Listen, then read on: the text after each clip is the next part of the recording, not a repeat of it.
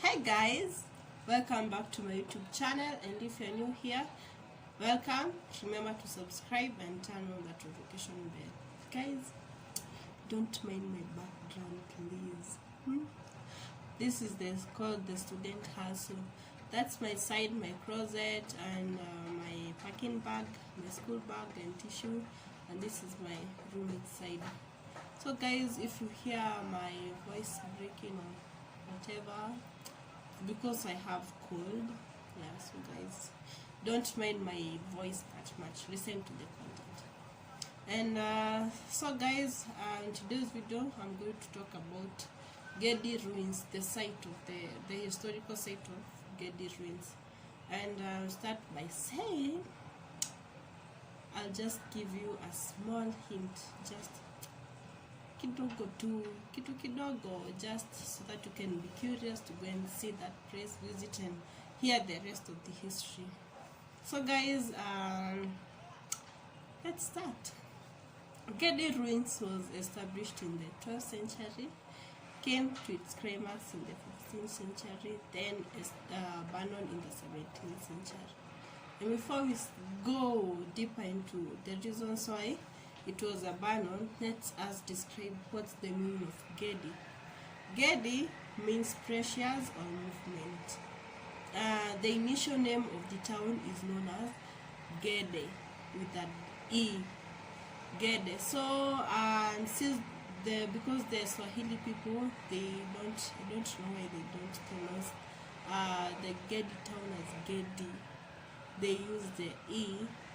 That's why it has a different name. People might confuse by the town and also the site.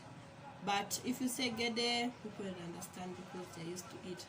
So Gedi ruins, as I said, it means precious or movement. The name precious was named by the Oromo people. We come to know about the Oromo people. And in this town, there lived about 2,500 to 3,000 people who were Swahili. Swahili came from intermarriage between the Arab and the coastal Bantus. Get it? And so guys, in this town, it is a 45 acre, but it was managed to be excavated only 12 acres. So guys, that's the amount they afforded to, the little amount they afforded to excavate, just a small percentage. Yeah. And in this town, it has two perimeter walls. The most outer wall, which was 9 feet high, and the innermost wall, which was 7 feet high. In between the inner and the outermost wall, there lived the middle class people, and inside the inner wall, which was 7 feet high, there lived the rich people. So we leave the poor people outside the outer wall, which was 9 feet high. Yeah, guys. And these people used to build their houses or structures using coral stones and lime from the corals. So guys, one of the reasons why this place was abandoned, one is because of the dryness of the well. One, the ocean was near the town. So those people, they dug different and many kind of wells, where they were able to find or locate water easily. But as the ocean moved outside, as in it moved away from the town, the more they dug deeper to get water, and the more they dug, the more the water became more salty, and well, people couldn't drink that water, so they had to move out. Another reason, these people were traders, of course, by the Arabs. The intention to come to the coastal area was to trade. So they traded with people, different people, like the Chinese, the Italians, Indians, yeah, different people. And during this trading, there was a disease brought by rodents, which is called the Black Plague, which was caused by trading. So that's what one of the reasons that made them move out of the town. It's like the breakdown of COVID, where people started dying, people became worried, started moving to their urban, they come from their urban to rural areas. Yeah, such struggles, guys. And another reason is the civil war, which was caused by Vasco da Gama. I don't know if I should tell you about that, but yeah, let me give you a hint. Vasco was sent as a missionary to come and find, yes, he wanted to preach, but also he wanted to find a route to India so that he can go to trade easily. So he settled in Mombasa, and Mombasa people were Swahili people, and as they observed him, they noticed he had faked his religion to be a Muslim, whereas he was a Christian. So these people thought that he was trying to introduce Christianity to them. So he was chased from Mombasa, and he flew to Malindi, where he was welcomed by the Sultan of Malindi. Reasons for the welcome over there, since they were also Muslims, is because they wanted more weapons, to increase their territory, to increase his hierarchy. So he was welcomed there. He was given a guide to be shown around the ocean and to be shown the route to India. And after he was successful, he went back to Portugal. He recited the story, what he faced in Mombasa and how he was welcomed in Malindi. And this king, or the Sultan from Portugal, was furious with the Mombasa people. So he sent an army to come and fight the Mombasa people. And since Vasco had fulfilled his promise to the Malindi people by leaving some of his army there, they joined the Portugal people to fight the Mombasa people. And since the Gedi town, it was in between Mombasa and Malindi, and it was closer to Malindi more than Mombasa, they were thought to be allies to the Malindi people, so they were attacked in between. Another reason is because of coming of the Oromo people. These Oromo people are pastoralists. Pastoralists, they don't have a specific home. They just move around with their cattle, looking for pastures, any place that they could settle for, to have enough food for themselves and also for their cattle. So they located this area. It was first known as Kilimani, but when they came, they named it Gedi, meaning precious and movement. Precious because they found enough water over there, and it had green pastures for their cattle. And as the soil people are known to be welcoming, they welcome the Oromo people. But these people, they wanted, they found this area so fertile, everything was good, and they didn't want to be seen or taken as visitors. So they had to fight for their part to be part of the friends. And that's how they got a chance to have their rulers over there.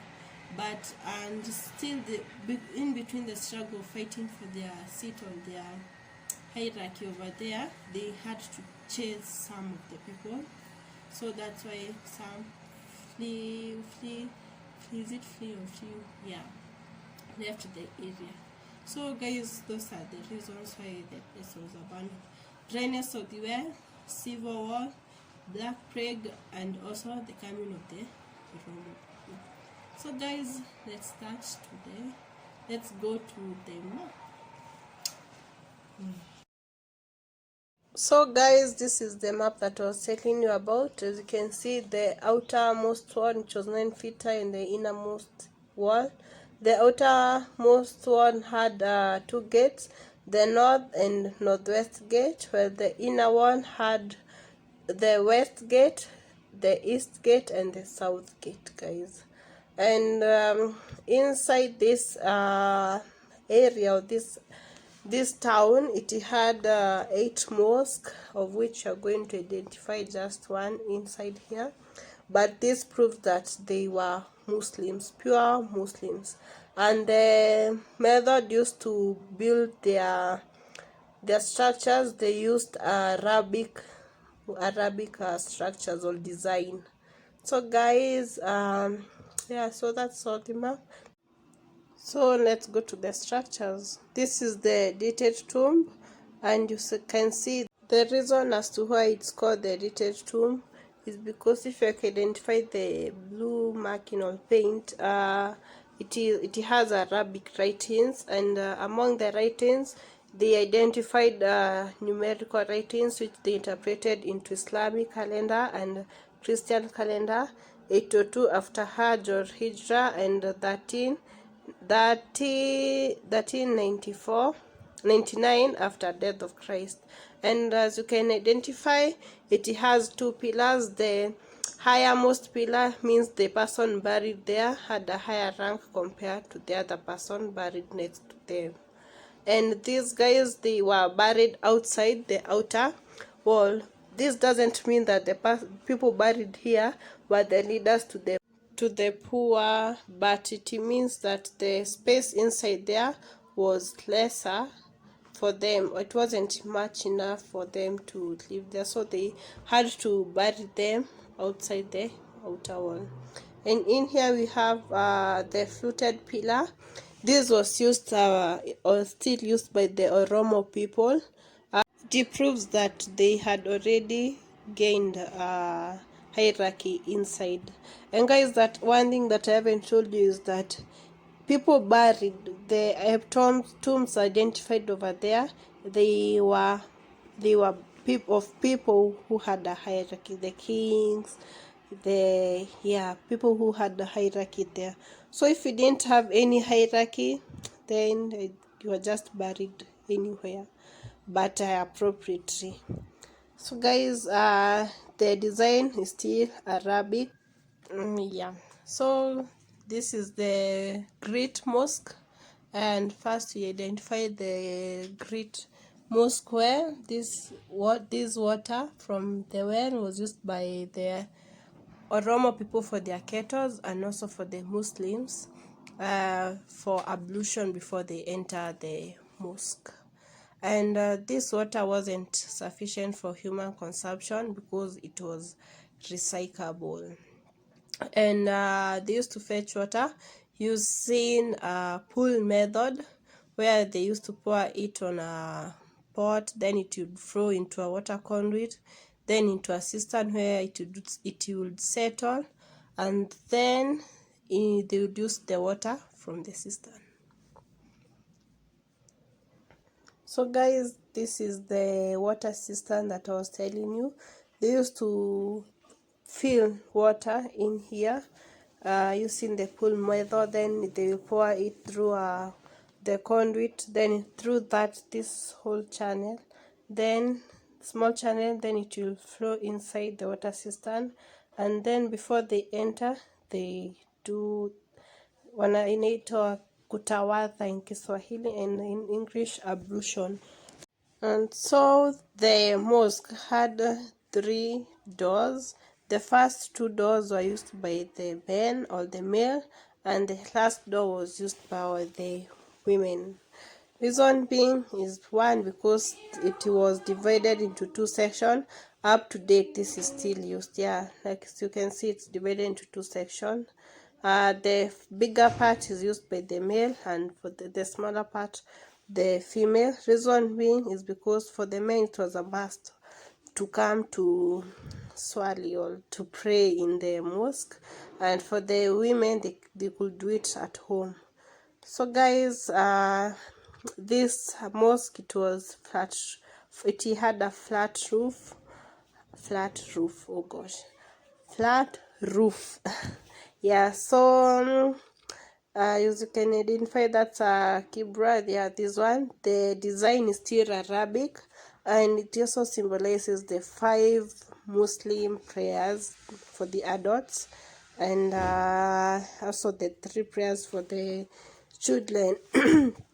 I'm sorry guys, my voice. So the imam will used to enter in here and preach, or no, not preach, conduct the prayers facing the Mecca, north, the Mecca. So the echo would bounce back to the last one. Yeah, since they didn't have any electronics to use for like in the current days. Yeah guys, so let's go to the palace. The palace was divided into 2 sections, the northern area and the southern area, or rather we say the private or the public area. The palace occupied the most part of the whole town or the whole city, and this is where the sultan used to stand during meetings. They used, if you can remember the gates that I shown you, all people, either the poor, the rich, and also the middle class people used to gather over here in an open ground, and then the sultan would address them from the door over there. And also, as you can see, the design is still Arabic. Yeah guys, so that's me. Yeah, you know, some people can say, yeah, you just googled. Yeah, I was there guys, that's me over. And so this guys is the men's court. It didn't have any roof, so the trials were had very early in the morning before sunrise. And if you can see the uppermost, or say the uppermost staircase, that is where the sultan used to sit and rule or judge from there, with his guards on his sides, and 2 guards. And if you can see just opposite it, it has another seat, or say rank, that is where the subordinates used to sit there to help him listen to the case guys. Yeah, and the law that was used was Sharia, where if you were caught stealing with this arm or hand, then it had to be amputated. If it is any case that had which could lead to your death, then you had to be killed. Next to it is the women's court. It was tiny. This means that the trials for the women wasn't that much. So guys, wanawake hatuna, wasichana wanawake wote hatuna siasa. So guys, stop judging us. We don't have any crimes. So guys, that's all. And these are some of the toilets that they used to use. So guys, this is the annex area, or the private section. This is where the sultan and all his relatives used to live, and their houses were self-contained. They had toilets, everything a self-contained house should have.